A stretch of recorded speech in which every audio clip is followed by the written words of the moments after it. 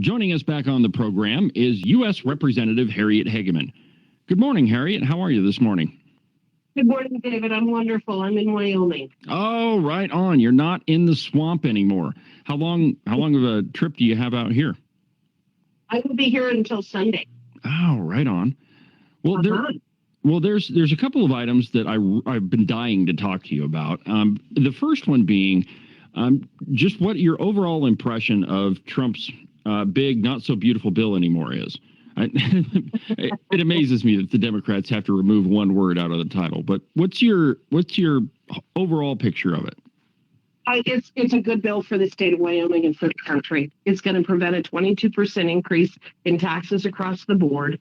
There are huge incentives in there and opportunities in there for additional energy development in the state of Wyoming. It requires that we actually start better managing our national forests, which is going to be helping some of our logging companies right here in Wyoming. It provides certainty in terms of logging. There are a whole variety of things. The immigration side of it is absolute. The Senate and the parliamentarian left our immigration bill that came out of the Judiciary Committee. H.R. 2 was what it was in the last session. They left it largely intact. And so the people who are using our immigration system are going to now start paying for it rather than having that entire burden borne by the American tax-paying public.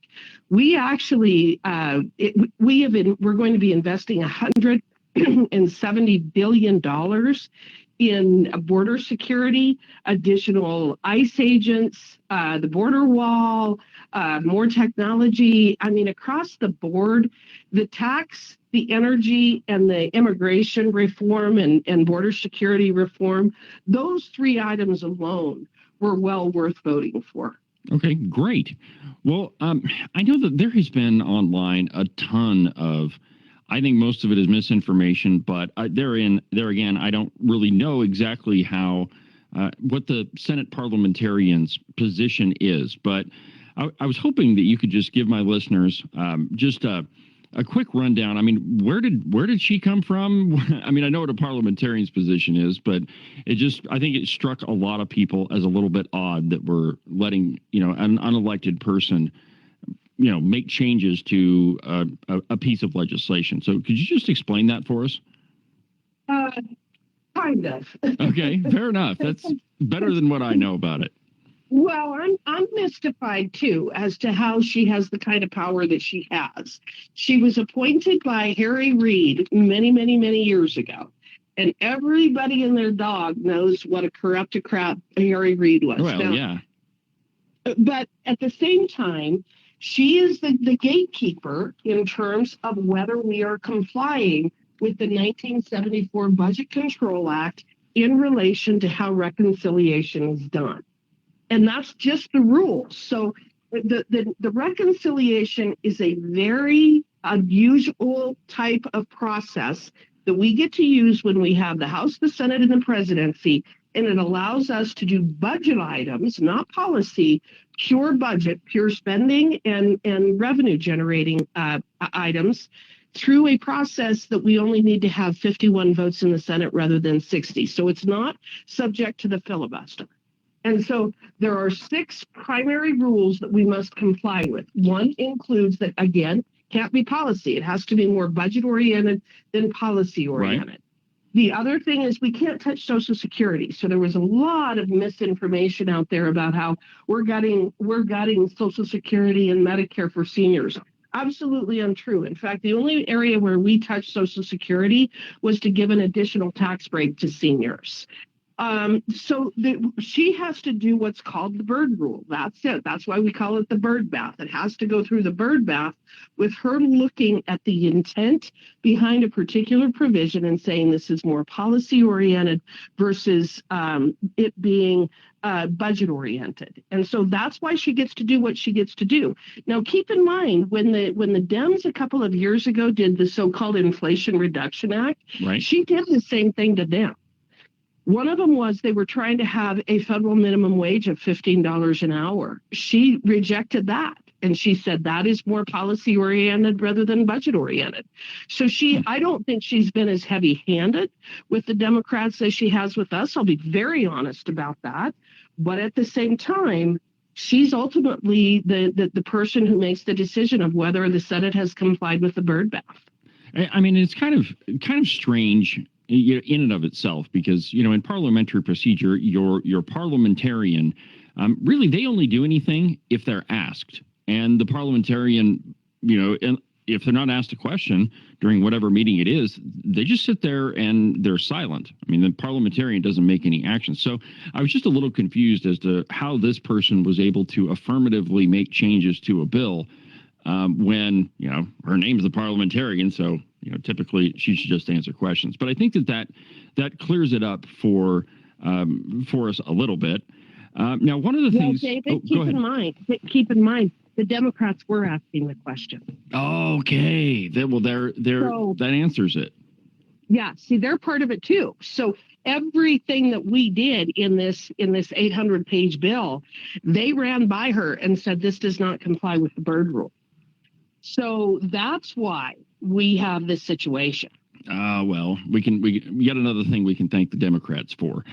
Well, one of the items that, and this isn't necessarily related to the big, beautiful bill, but one of the things you've been working on a lot lately is the roadless rule.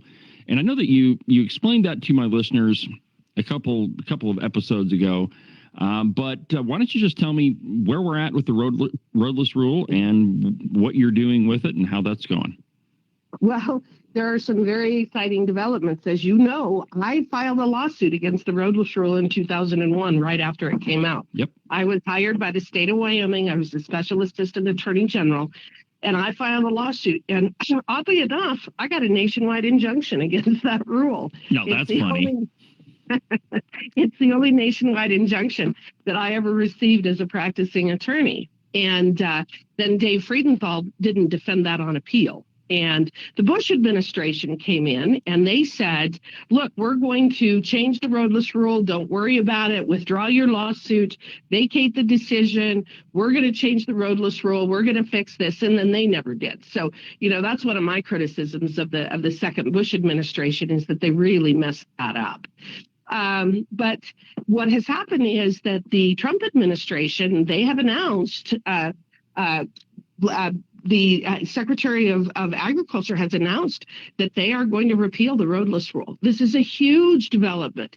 If you care at all about managing and protecting our national forests, this is a huge development. This is a huge step in the right direction. I'm incredibly excited by this. I didn't necessarily see it coming, although I've been demanding it for quite some time. But they are going to be repealing. Brooke Rollins has announced. So they're going to go through the process of repealing the roadless rule, and that's to the benefit of everybody.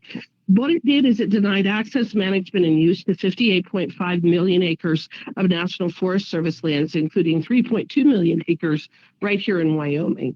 Why that's significant is that these catastrophic forest fires and the pine beetle outbreak, those are largely the result of the roadless rule and not being able to get in there and properly manage this resource to prevent those kinds of catastrophic events. Well, I know if you drive anywhere around, and it's not just Teton County, but that's the one that pops into my head as you're going into, I guess, Du Bois. I mean, there is just the entire hillsides that are nothing but beetle kill. And then, when there are other places where there's been a forest fire, I mean, there's lots of those last year. I mean, with the roadless rule, you can't even get in there and log it. And I mean, it's just a bunch of matchsticks standing up. Not even, you can't get in there to log it, but you can't get in there to protect it. So one of the things, I just went to a trade trip, and I went to Japan, and we met with it was a natural resource committee. So we were meeting with their natural resource folks over there. They have they have dramatically reduced the incidence of forest fires in Japan by doing what? By building roads and logging. Weird. And it's weird. Yeah, exactly. So we know that it works. I mean, it really does work. Active management works. And that's what we need to do. Now, should there be wilderness areas? Sure. Should there be roadless areas? Sure. but not of this magnitude. And what they did with that rule was they essentially created a situation where it was such an enormous area, and they never took into consideration the individual needs of those particular areas. I've got one more item on my list that I'm dying to know what you think of. But one of the items that was removed from the big, beautiful bill was all of the NFA items. So the suppressors and No, those went back in. Oh, did they? Yeah, I believe that they went back in. The taxes on suppressors, that went back into the bill. Okay, well, that's excellent news. I was under the impression that got stripped out. It did, but I think it went back in. So one of the things that happens when you work with the parliamentarian is she may say, the way that you have worded this has made it more policy rather than budget. If you go back and you reword it this way, it will pass muster. So there are things that this was a very fluid process that took place in the Senate. You know, we did our bill, but the whole reconciliation actually takes place in the Senate. We did our bill, and that's what they worked off of. That was the framework. But then she goes in and says, no, you have to word it this way or that way, or you have to put it in this particular section rather than that one. And then things would pass muster. So my understanding, the taxes have been removed on suppressors. Well, that's excellent news. And I guess that means I should ease off of my criticism of the Senate parliamentarian. Well, you know, she is doing her job, and we can all criticize her as much as we want to. I do think that she was harder on us. One of my frustrations was that the Democrats shoved a lot of really bad policy into the so-called Inflation Reduction Act, and that was done via reconciliation. And my view is if she approved it to go into a bill via reconciliation, we should be able to remove it or repeal it via reconciliation. And she didn't allow us to do that. And that was my frustration. I didn't think that she was even handed. Well, it doesn't sound like she was. I mean, it really, when you look at it, kind of sounds like it was a bit of a mixed bag. But I agree with you that I think overall that that Trump's bill is going to be a boon for Wyoming. Well, Harriet, it is. Unfortunately, we've kind of come to the end. I'll just go ahead and give you the last word, and then I got to run. Well, it is a good bill. It's a good bill for Wyoming, and it's a good bill for the country. Could it have been better? Yes. Would I have preferred the House version? Yes. At the same time, we can do additional reconciliations. This isn't the end. We can do another reconciliation. I don't know if there's the appetite to do it, because I'll tell you what, this is an astonishing amount of work. You know, Republicans we don't vote in lockstep. We don't act in lockstep like Democrats tend to do.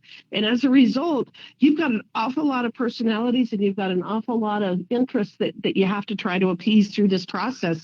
It just is the way that our legislation works. And I think people need to understand that our republic, the way that we govern, yeah, it's messy and it can be difficult and hard and all of those things. It's still the best process and the best procedure of any in the entire world, and we have more freedoms and liberties as a result. You're absolutely right. I don't remember who said it, but maybe it was Benjamin Franklin. But this is the worst possible form of government, but it's better than all the others. That's exactly right. Well, Harriet, I appreciate you taking the time to visit with me this morning. And as you all already know, you're welcome here anytime you like. Thanks, David.